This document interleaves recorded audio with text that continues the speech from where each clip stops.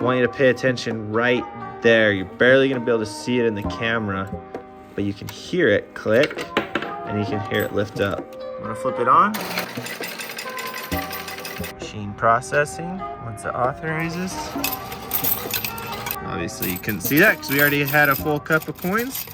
All right, everyone, we are at my car wash and you are looking at the internal components of a Hamilton change machine. Specifically, this is a DRS CRC change machine. And what we're gonna get into in this video is some common repair and maintenance items for these coin hoppers, which are gonna be very common coin hoppers between all the different Hamilton change machines. This right here might look a little bit more familiar to some of you. This is the front of the change machine, where as you can see, there's a validator on this side.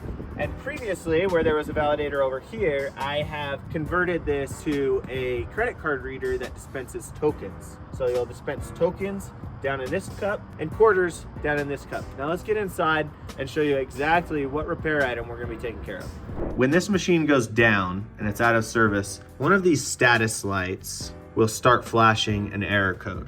And it may even be an error code on this validator, and so that's status light. But it's common that steady means that it's in normal operation, and any type of flashing or error is going to come up with one of these codes right here, and that's going to correlate over to one of these issues. The most common issue is it just simply being out of quarters, but any other issues you're going to have to start diagnosing a little bit closer. So something I've come into pretty frequently when I first installed this machine, because it was used, was I would come in and it would have an error code. It would be a various different error codes, but I would flip on this manual operation switch, which is just down here. You can see right there. Flip it over. And rather than hearing that motor turn on and dispensing the quarters, it would just hum like it was jammed or stuck of some kind. And what I found out it was these bowls that sit in the bottom of the hoppers. So it sits in there like that in the base. And these two stainless steel, I believe, pads right there are actually the low sensors, which will tell the machine to shut down because it's out of quarters. And this is not a sensor, this is a wear plate right here. And the quarters, you'll see this, it'll start to make more sense as we take apart this machine in this video, but I just wanna show you real quick. Quarters kind of sit in there like that, and that wheel turns up like this, and it runs these quarters along here. Well, this is an old hopper, the one that I've taken out and replaced with the quarter side. And this is a new bowl that we're gonna replace now on the token side today. I haven't been having issues yet with the token side, but I bought two bowls when I did the quarter side, and it's been a while, and I think it's just due time to get this new part installed rather than waiting for issues to come up. So we're gonna take apart this hopper right here, and the very first thing we're gonna do is come down here and pull out that harness that's right there. So if you watch, I wanna be careful not to pull any wires, but I can pull it and there's no release, you just pull it straight out. You see, there's only one direction that it can go in. This is a 12-pin harness. Now that I have that out, I'll show you how to pull out the hopper. Okay, so what I like about this is that you can tilt it forward and lock it in that forward position to fill it. But if you keep going past that forward position and lift up on the hopper, and forward a little bit, you can see that there is a rod going through the back side of this hopper, and it sits and articulates on that front spot right there. So now you've got a loose hopper that we can go take to a bench and go work on and do some repair work. I'm just gonna dump out the tokens. And this is just a very generic car wash token right here. That's what it looks like. And the reason on this machine that the quarter side of this machine, the bowl needed replaced that much sooner, is because 4 times as many quarters have to run through here as tokens do, because my tokens are valued at $1. So I want to get opinions or feedback on me dropping quarters altogether. Inflation's hit, quarters are devalued that much more these days, and I want to just go ahead and get into accepting only dollar value denominations of coins. But should I do that by strictly converting all the way over to tokens, doing tokens on everything? Or should I continue to dispense actual real currency and get dollar coins? That wouldn't be an issue from my bank. I could just order dollar coins and dispense dollar coins out on one side, tokens on the other, and then I would still continue to accept quarters out in the bay if people bring them. But I'm not gonna continue to circulate them because, like I say, it's that much more wear and tear on not just the change machine, but all the coin mechanisms out in the bay, on the collection periods I need to take before, because you know, each one of my basins gets full with quarters or different coins. So in the comments below, let me know, guys. Should I go to strictly tokens, or should I still have a mix of dollar coins and tokens? All right, we're gonna start taking this piece of equipment apart. Okay, so first thing is we're gonna take apart this front face right here, and there should be some screws across here, but as you can see, this machine was taken apart in the past and they didn't return the screws, so make it that much easier for me to get it apart. Now with this front panel off of here, you can now see that the motor is exposed, which is mounted directly onto the hopper. Now I want to take a really close-up look of this motor and this braking system on this motor, because this is in good working condition, but when I did the quarter side, there was a component here that was broken. The brake is this little lever right here that goes down and fits into these slots so that the motor cannot turn. You see it'll hit that and it'll stop if it tries to engage without this brake released. So the way that this brake is released is when the motor is engaged, it magnetizes this little arm right here and pushes it up, and that arm is inside of that lever right there, and it'll disengage the brake. Well, the skinny part of this arm right there was broken on my quarter machine, which means that the brake was always engaged. So I had to get this little brass arm, this little magnetized arm right there. So something just to pay attention to. Look at all those components, make sure they look as it does here in this video. I'm gonna take apart that bowl from the stainless steel enclosure here with these two screws on each side. Then there's one more screw on the front of the hopper, and you may need to hold the nut on the back side with a pair of pliers, but we'll see.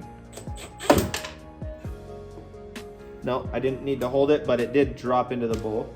Okay, now this whole mechanism here is loose and can be pulled forward, but there's some wires on the back side of here, which is the wires for that connect to those two pads that show you that it's low on quarters. So those can just be popped right off.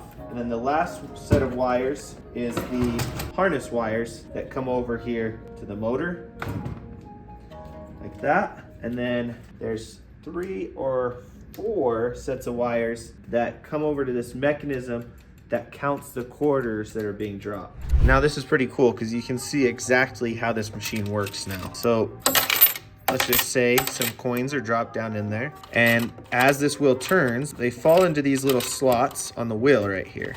You know, see, just like that. And then that wheel will pull up, and it's tilted backwards just enough so that that coin will stay in there, and it'll go up and around to the top until it slides through that hole right there. And then it'll drop down through another chute and go to the cup. But there's this little lever right there that raises, and listen, you can hear every time that gets popped up by a coin passing through it, it'll count the amount of coins that have run through so that it correctly dispenses the right amount for whatever value was put into the machine. And I have a hopper switch replacement kit that I ordered that will replace that mechanism right there. You can see this one has a little bit longer of an arm, and it's a little bit newer version of this, but it does work. I've confirmed that by installing it in that other hopper, and the bolt holes also match right there. To make sure that I do get this right, going back together, I took a picture with my phone of these wires before I take them off the terminals, so I have that right. And then there's one more ground wire right here that you'll need to get with a nut driver. 1/4-inch nut driver will do that. It's commonly this brown color, maroon, I don't know what it is.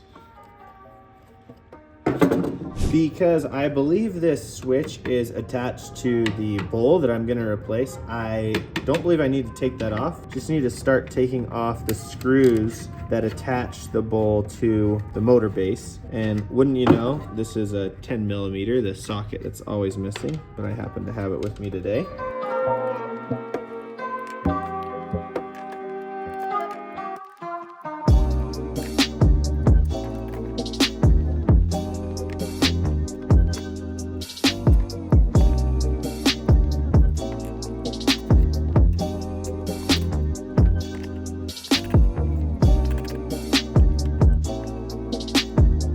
Now everything's detached and I just want to go through and wipe the dust out of every crevice I can get to and inspect everything, that there's no cracks or excessive wear. You know, this is a stainless steel ring right here, so that's gonna have very minimal wear on this wheel right here. Depending on the size of coin you're dispensing, you can replace these wheels with different sizes, but mine works for the token that I have. And it's also good to just keep track of all your stuff in a good, you know, magnetized bin or coffee cup, whatever you got. You've got some pretty aggressive coarse threaded screws right there. And we're gonna get to this later. Something I learned that was very important on the first go around of replacing these hopper bowls.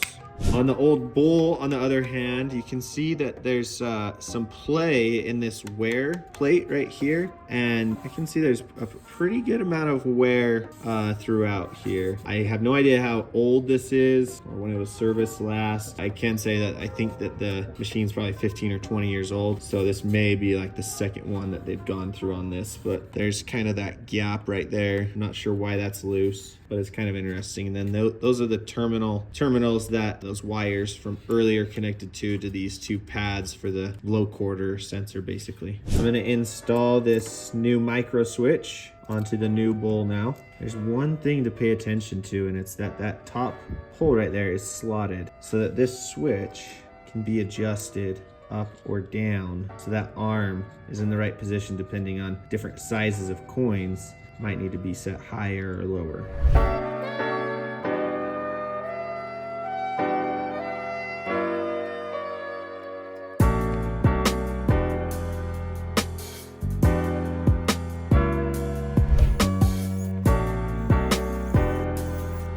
If I can keep just one of you from making the same mistakes that I made the first time around, then these videos will be well worth it. So back to these coarse threaded screws that go on the inside portions of this face here. The external ones, or the outside holes, are where the machine screws and the nuts went, but for some reason from the factory, these holes where these 4 coarse threaded screws go are not large enough. So you need to take a 5/32 drill bit and ream these out. Well, not ream them out, but just drill them out. And don't worry,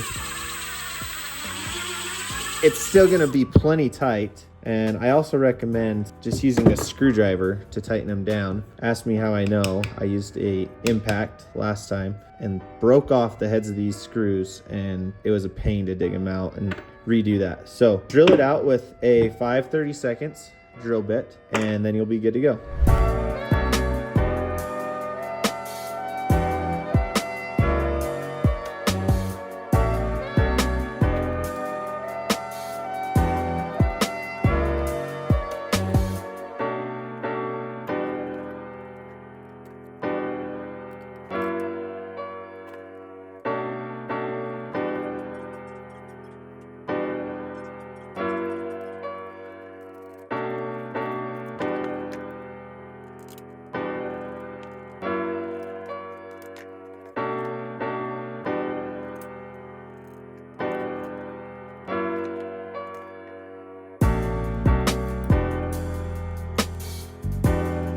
We're just putting everything back together in backwards fashion. So the low quarter sensors, that in, then tilt it up. You've got your wiring harness for your motor. We'll put our ground wire back on with this real long black screw all the way through there.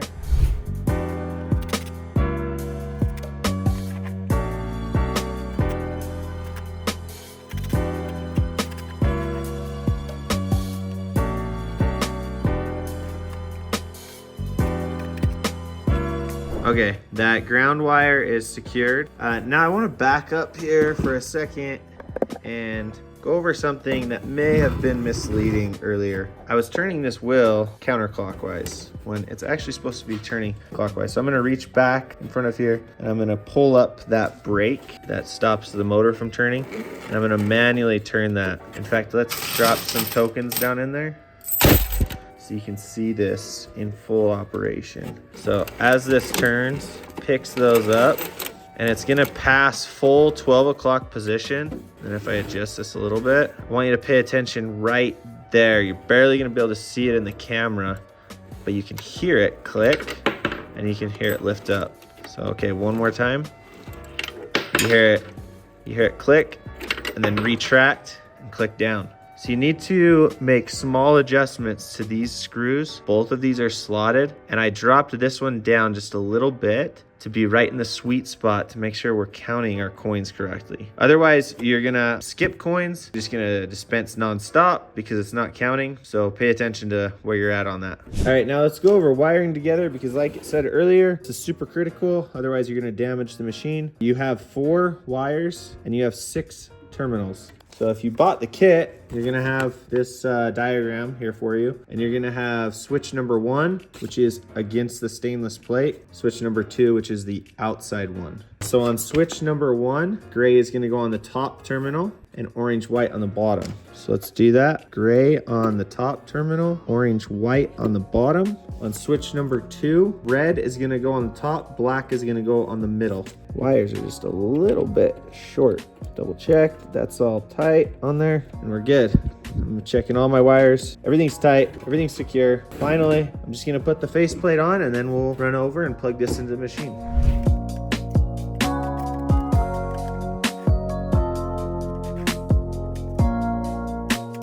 Drop it in the same way you took it out.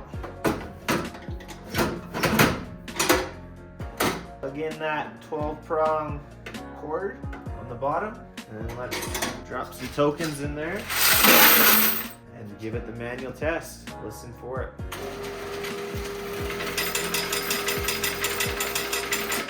Sounds just like it should. Another thing we want to check is we want to get in close here, right here. I'm going to flip it on.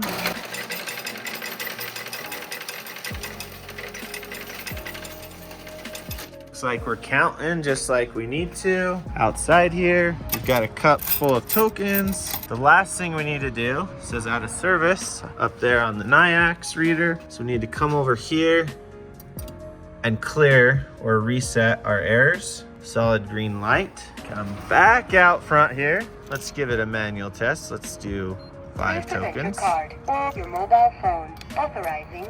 Present our card. Machine processing. Once it authorizes.